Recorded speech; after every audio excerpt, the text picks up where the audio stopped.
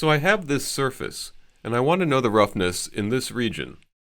If I calculate the parameters over this whole trace, though, the results are going to be dominated by these big steps at either end. What I need to do is focus on the center, and I'll show you a couple tools for doing that in OmniSurf software. First, I can use the XY cursors. I'll click here to show the cursors. Then I'll drag them to either end of the region I'm interested in. Now I can choose Compute between X cursors from the menu, or I can right-click and choose that as well.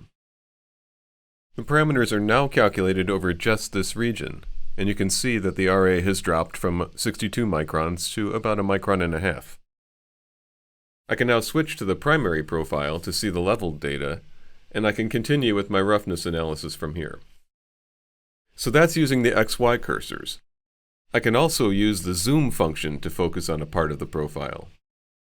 I choose Selection Box, then I'll click and drag a box around this flat region to zoom in on it.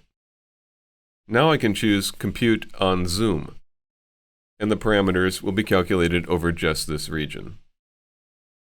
So OmniSurf has lots of simple tools like this to help you take your surface roughness analysis further.